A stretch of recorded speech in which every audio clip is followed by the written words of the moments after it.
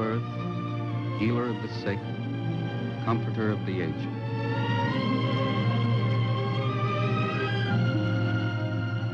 To the profession of medicine, to the men and women who labor in its cause, this story is dedicated.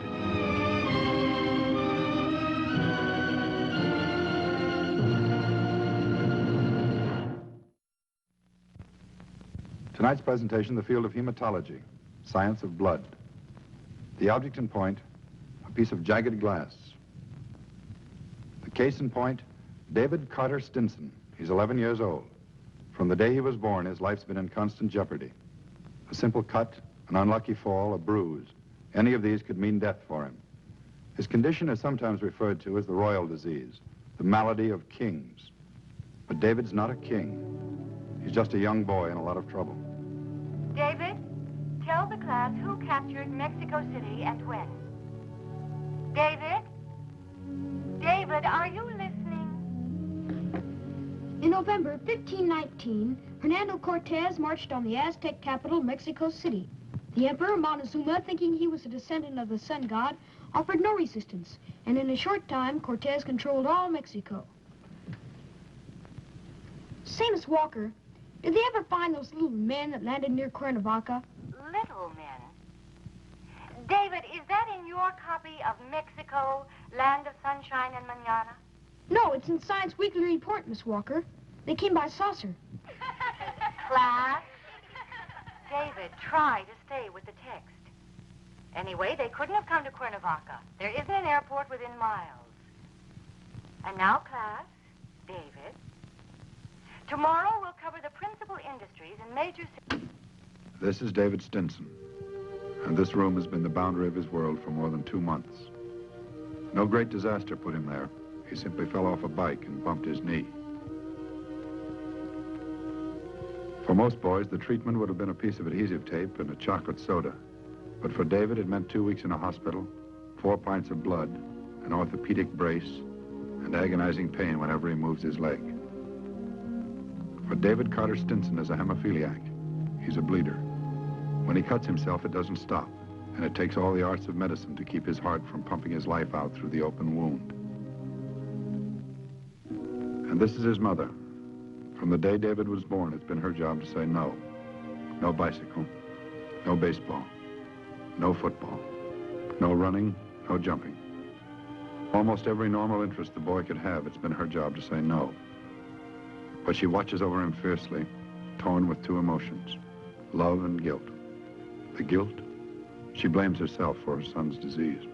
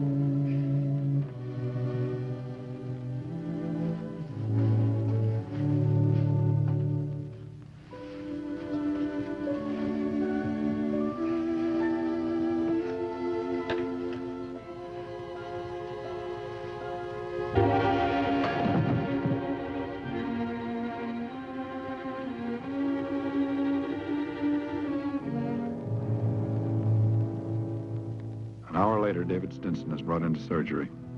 The radial artery in his left forearm has been cut, and he's sustained lacerations around the mouth and chin. The impact of his fall has also re-injured his left knee, causing internal hemorrhage around the joint. He's lost considerable blood. On arrival at the hospital, he was given 2 units of anti-hemophilic plasma. He's approaching shock. Blood pressure 70/40. Pulse 160. The cut in his arm is sutured and a pressure bandage with fibrin foam applied. His face presents another problem. The lacerations are not as deep and can be easily sutured, but the application of a pressure bandage is extremely difficult in this area. Because the patient is a known hemophiliac, a cross-match is run immediately and 6 units of fresh blood are ordered. The blood must be fresh, for the vital protein anti-hemophilic factor, which is lacking in the patient's blood, the same protein which causes normal blood to coagulate, loses its effectiveness 24 hours after it's taken from the donor. In order to ensure a sufficient supply of fresh blood on hand, a call is sent out to all available sources in the area requesting blood of the patient's type. Meantime, outside in the hospital corridor, David's family waits, hopes, and prays. His father, mother, his sister. Her name's Flora. She's 21 years old. She's engaged to be married. Like her parents, this is hardly a new experience for her. She's been through it time and again. And with each new episode, a growing fear takes hold in her mind. A fear not only for her brother, but for herself. 3 hours later, the patient is on his 3rd unit of blood and is still bleeding. For the moment, the transfusions have removed the danger of shock.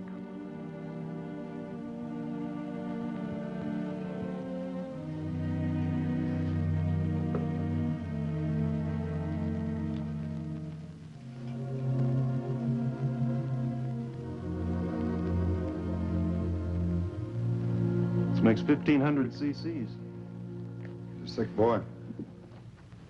Seems there's enough AHF in the blood we've given him to induce clotting. Well, it's not quite that simple, Carl. Hemophiliacs not only lack the AHF factor in the blood, they tend to resist it. Sometimes one of them will build up antibodies that fight it, the one thing that can save their lives. I heard about a patient that took 30 transfusions and was still bleeding when he died. What about isolating the AHF? I mean, so it could be administered in massive doses. Has anybody tried it? No, it's been tried experimentally. It's not too reliable yet. So far, the best we've got is fresh blood and plasma. All we can do is what we are doing. I talked to George Fletcher, the hematologist. He agrees with the procedure we're following.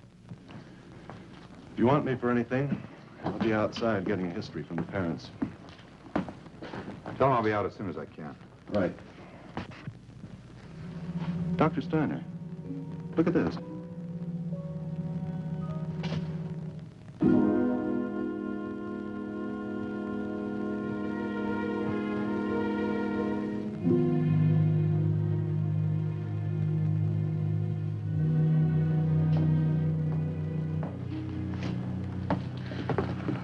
Doctor, is there any change? Well, he's shown some improvement since he came in, Mrs. Stinson. Nothing conclusive, but it's encouraging. I'd like to review David's record, if I may. It's for the hospital records. Surely. Won't you sit down, please? Thank you. Let's see now. Full name, David Carter Stinson. That's correct. When was he born? March 10th, 1943. Any childhood diseases? Chickenpox, measles. He never did have the mumps. And when was he first diagnosed as a hemophiliac? When he was 5 days old, we nearly lost him, didn't we, Rose? What about some of the other episodes? There were so many. The next time was when he was a year old. He began to walk. For most mothers, it's quite an event. I dreaded it. I watched him every second, never let him out of my sight. It happened anyway. He fell and cut his lip. He bled for 3 weeks. Do you remember how many transfusions he received, Mrs. Stinson? Quite a few. I don't remember how many. I know it was a lot. When we took him back home, I was scared to death. Scared every minute that he was awake. Scared to pick him up. Scared to touch him. Scared even to kiss him. After that, it seemed to get better. For 2 or 3 years, he was acting like most kids. Dr. Styner said that's the way it was. Sometimes it was better, sometimes it was worse. I thought maybe it was over. Do you know of any hemophilia in your family? I mean, did you ever know of any relatives that had it? No, I'd never even heard about it until Davy was born. They said it came from me. I gave it to him. I didn't know about it. I'd never even heard about it. That's true, Sam, isn't it? I didn't know anything about it. Oh, of course not, darling. How could you? It wasn't your fault. It just happened. It's nobody's fault. When was the next time it showed up, Mrs. Stinson? Can you remember? When Davy was 4, Sam bought him a rocking horse. It was beautiful. Its eyes rolled. Had skin like a real pony. Davy loved it. Then, one afternoon, he fell off. Got a bruise. A bad one. Was he hospitalized for that? He was in for over a month. Had to wear a brace. And 5 years ago, he had a very bad one. We went to Yosemite. Davy fell off a rock. He sprained his ankle. Oh, I know we shouldn't have gone there. I know he shouldn't have been on the rock. But how do you keep a kid chained up when he wants to run and jump with the rest of the kids? All you can do is hold him down until he looks at you like you're a policeman. Then you take a chance. You take a chance and then you're sorry for it. Florrie saved his life. She was there when he fell. She was only 16, but she carried him all the way back to camp. Got a doctor. Rushed him to the small hospital in the park. Florrie and I took turns sitting up. She nursed him as though he were her own child, not her brother. Always surprises you. Kids understand more than you think. Excuse me. Excuse me, is there a phone? Just down the hall, other side of the elevators. Thank you. I'll be right back.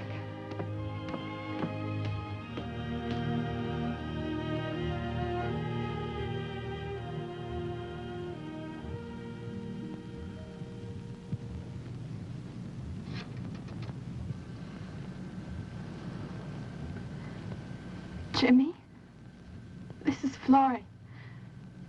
I'm still at the hospital. Yeah. I've got to see you, Jim. I've got to see you right away.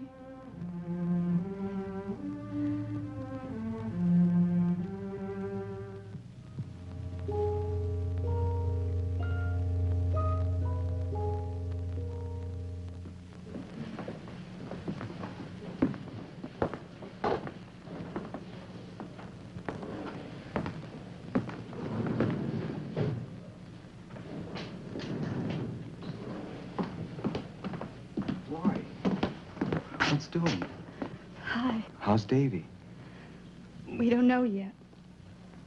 I'm sorry to call you out so late. That's okay. You sounded so funny on the phone, kind of scared me. What's it all about? What's the matter? Jimmy, are you really thinking about marrying me? Is that what you brought me down here for? Answer me. Do you really want to marry me? Well, I think so, Florrie. I mean, well, we talked about it, you know. Later on. Gee, do we have to set the date right now? Do you really know what Davy's trouble is? Sure, he's kind of sickly. He gets hurt easy. He's a hemophiliac. Hmm? He's a bleeder. If we get married, if we have a baby, a boy, he could be just like Davy. Well, how come? You're from the same family. You didn't get it. No, I give it. Women aren't affected by it. They only give it. I'm a carrier. Well, how do you know? There's no way of knowing for sure. Not until I have a baby. But there must be some kind of a test. There must be some way of telling. There isn't. All I know is it's in the family blood, and it could be in mine. If I've got it, I could pass it on to my kids.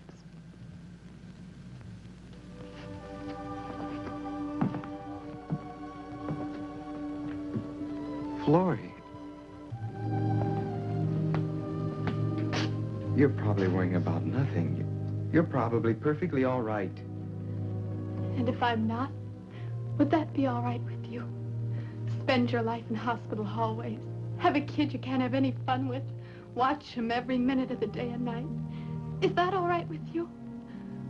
Talk to my father. Ask him what it's like. Ask him how many times he's gotten phone calls at work. How many times he's come home and seen a crowd around the house and an ambulance waiting out in front. Ask him how many nights he's slept in hospital waiting rooms, like he's doing tonight. Sure, he wanted a son. It's what he always wanted. But he finally got one. Davy. And what is he? A little kid.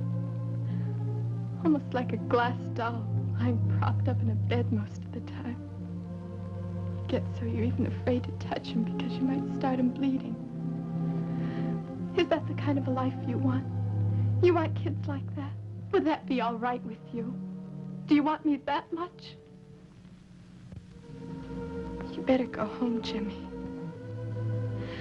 I said you better go home.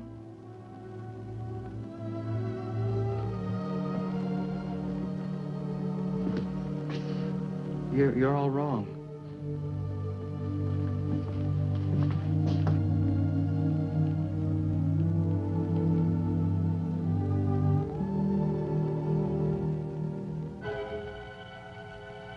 Seven hours later, and there's still no great change in the patient's condition. By now, there's every indication that this patient is a refractory case and may continue to bleed indefinitely. Blood pressure, 120/80. Pulse, 90. Both stable for the last 4.5 hours. Transfusions of whole fresh blood continue. If they were to be stopped, it would be only a matter of time before the patient went into shock and died from loss of blood.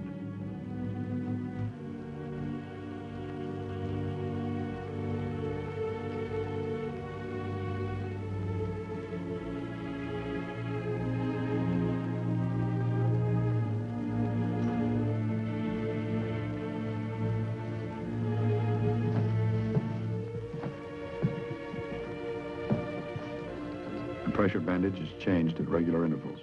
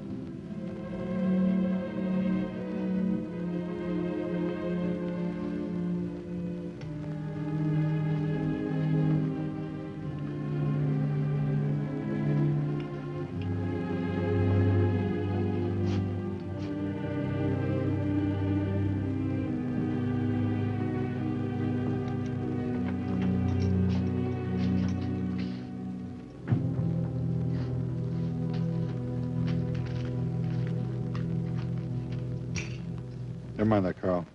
We won't need it now. What is it? He stopped bleeding.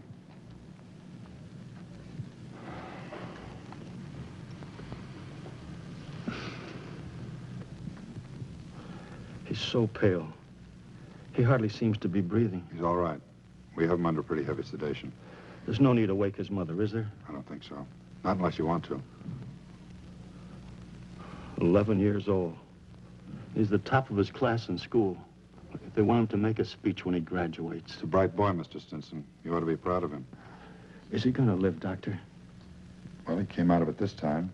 If he's careful, no more accidents, no major cuts or bruises, he ought to make out pretty well for the time being, at least. Well, what about the future? Well, that's pretty hard to say. What isn't hard to say? What can you tell me that I can take to his mother so she wakes up with a smile for just once in her life? Your boy's alive, Mr. Stinson. 20 years ago, he'd have been dead. Alive? Alive for what? So he can spend his life in hospital beds with braces and wheelchairs? Would you like to come outside, Mr. Stinson? We can talk about it there. What can you tell me outside that you can't tell me in here? I can tell you the truth.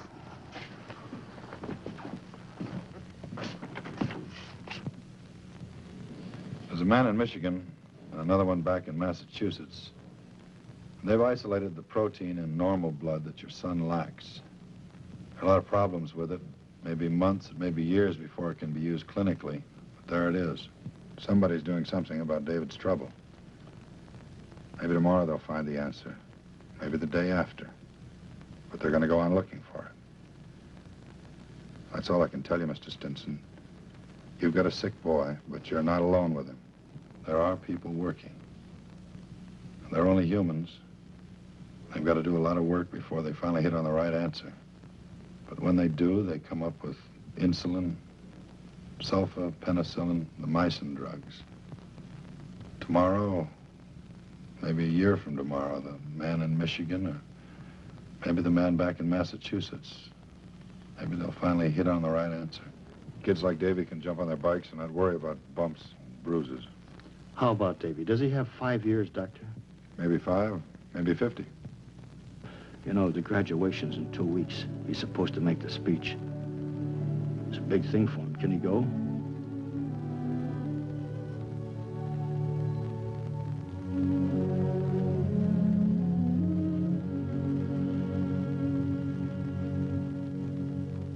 David Stinson, I, Wanda Meade, is Vice President of the graduating class of Jefferson Grammar School, and proud to congratulate you on your achievement as honor student of the class of 1954.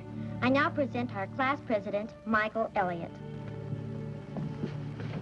David Stinson, I, Michael Elliott, as president of the graduating class of Jefferson Grammar School, am proud to congratulate you on your achievement as honor student of the class of 1954.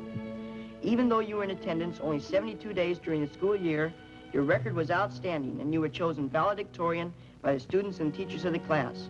It is my privilege to present you with this award in token of your achievement. Thank you, Michael.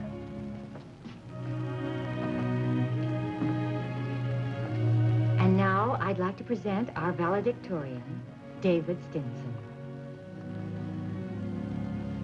Thank you, Miss Walker. Miss Walker, fellow students, first, let me thank you for your gifts and for having elected me valedictorian. What does valedictorian mean? Valedictorian means the one who gives the valedictory. What does valedictory mean? Valedictory means of or pertaining to leave-taking or saying goodbye. And we are saying goodbye. Goodbye to childish thoughts and actions, to jungle gyms and sandboxes. Hello to a new life of work and play at junior high. But we must be thinking of what kind of men and women we will want to be in the far future of 10 years from now. We must ask ourselves, what does the future hold for me? Florrie, I've been waiting for you. I'm late, Jimmy. It's Davy's graduation. I wish you'd listen to me first. It's important.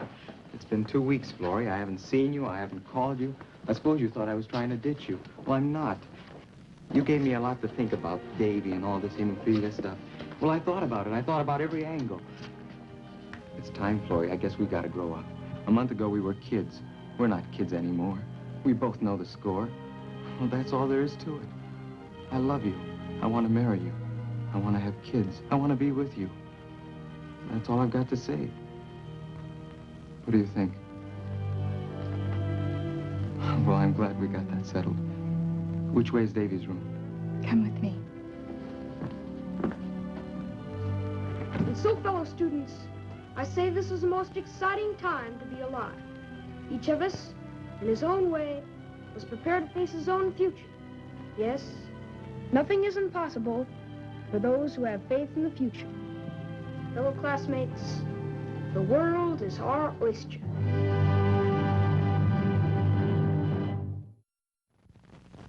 At the present time, research teams at hematological centers all over the country are at work attempting to find the cause and cure for hemophilia, the hereditary disease which lies passive in the female genes of a family for generations and then strikes the innocent with tragic force. Through the steps made by modern medicine to date, by transfusion of whole fresh blood and anti-hemophilic plasma, the lifespan of a hemophiliac has been increased from a few short years to an almost normal and useful period. There is no cure for hemophilia yet, but someday in the near future, a hemophiliac may be able to control his disease by injection, much like the injection of insulin for diabetes.